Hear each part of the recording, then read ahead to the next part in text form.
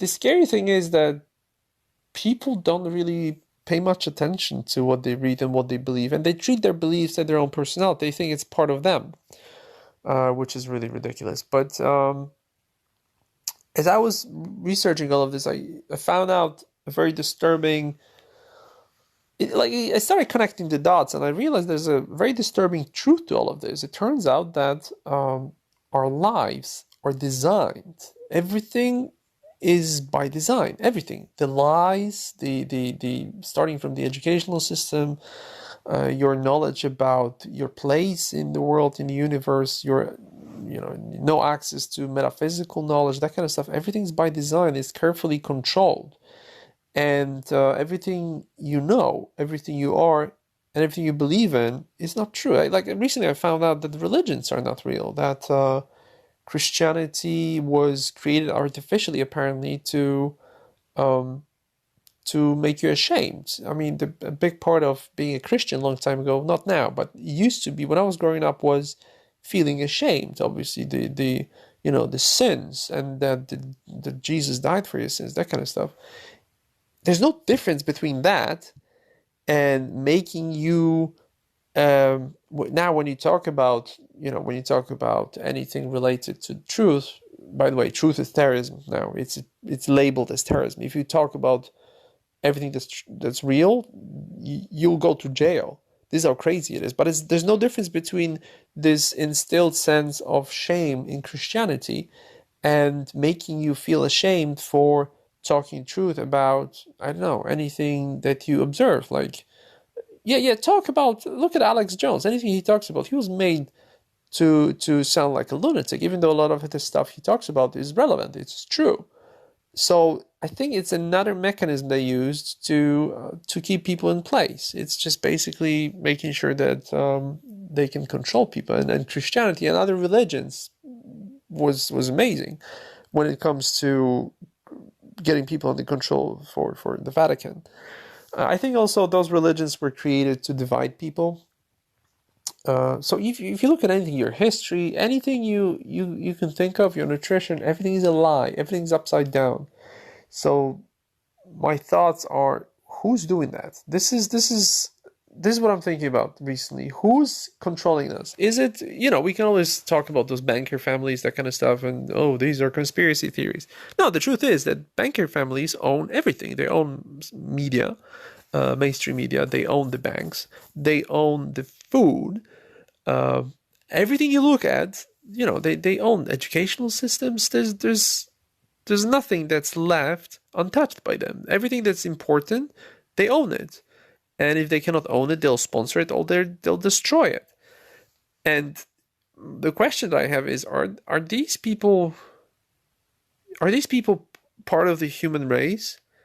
Or are these people some sort of an alien race or someone from outside? Or are they some sort of dark entities who control this? Because I cannot believe someone being a human behaving like that.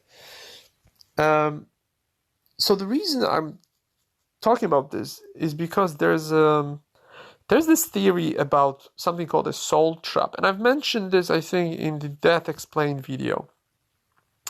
But I mentioned back then that I didn't have any information on this, and I started researching soul trap, and the idea is that your soul is a prisoner in this reality, and once you die and when you go to the light, you will be sucked into this mechanism that recycles your souls and puts you back on Earth, because apparently there's an alien race that benefits from you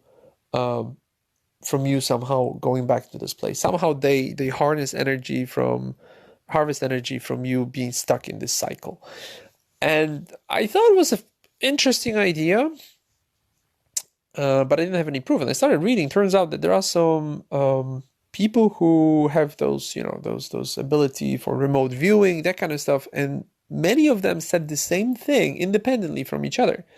And they described Earth being surrounded by some sort of either physical or metaphysical type of a ring or some sort of a barrier that stops your soul from leaving. Now, it all happens when you apparently you can get stuck here accidentally. You get stuck in this reality and then you cannot leave. And this barrier, it's either a physical barrier or some sort of, once you leave, there's an energy barrier that stops your soul from leaving this place, this realm, or whatever this is. And by the way, I've never heard anything like that from machine elves, but that begs the question: is it because machine elves are a part of this cycle, or is it because it's not real? So that, that's something I don't know. I'll need to ask probably when I have a chance. But the thing is that it all happens when you leave your body and you're in front of this light tunnel that everybody reports on. Everybody talks about the same tunnel they see, and it's you're being greeted when you die. I talked about this in the video about reincarnation. Dr. Moody talked about this in his book, Life After Death. There's many people, anyone who deals with reincarnation, they will always report the same thing. They'll say that everybody says there are 12 elements persistently reappearing in every near-death experience report.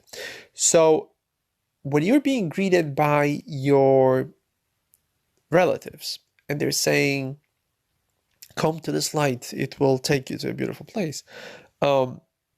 There is a lot of people who suggest that what you should ask is start asking, why do you want me to go there? Why do you want me to go to the light? And what is the role that you're playing in my transition? Why you're here? And apparently this is when things start getting weird. When you start questioning your relatives, who, by the way, apparently they're a simulation, they're not real. And if you start questioning them, you'll see that they're getting confused or not willing to help you, or they'll just disappear. And some people have done this. And there are reports of people being forcefully dragged into this light they're just being sucked into it.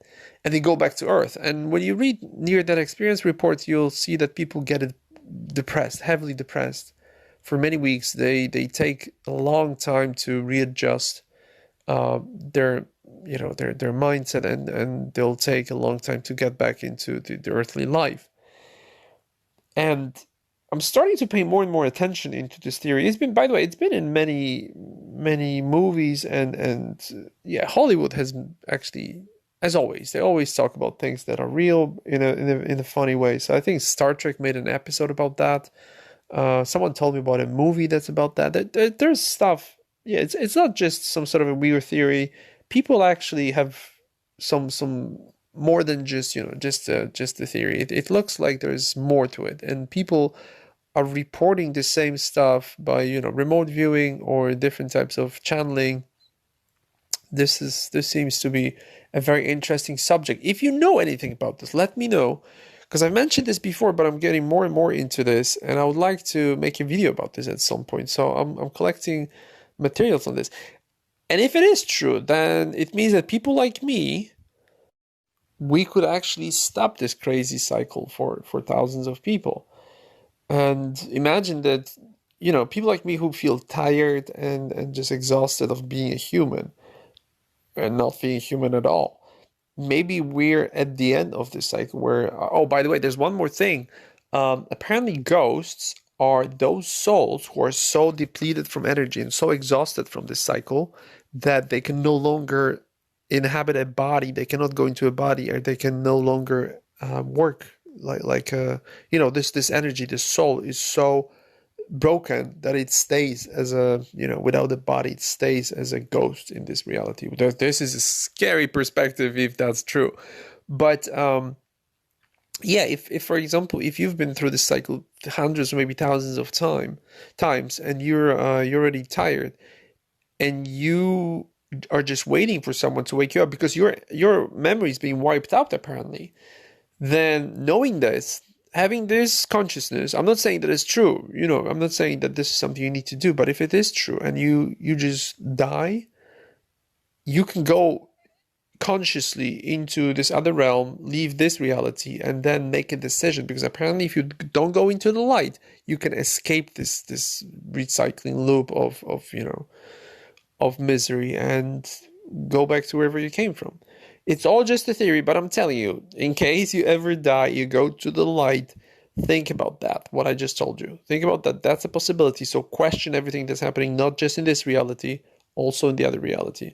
By the way, as I was telling you this, I was recording this, I got a phone call, and this phone call was at 43 minutes and 34 seconds. How bizarre, right? So I don't know if that's true, but keep this in mind when you leave this body. And think about that. Think about that. You might have been in this reality for a very long time, and maybe it's time to question what's happening and talk to your relatives who are there to greet you. Whatever the voice is telling you. Apparently, it's a simulation. Apparently, it's some kind of a projection.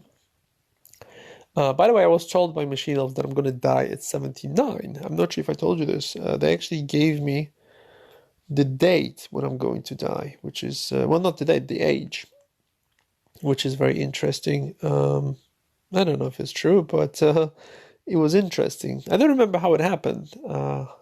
They just told me, "Oh yeah, you have a lot on." I think it was something like, "Oh, you still have 40 years." I'm like, "What? What do you mean? Well, you're gonna die at 79. You still have a long way to go." So yeah, that's really interesting. What would you do? Did you ever think what would you do if you knew how long you're gonna live?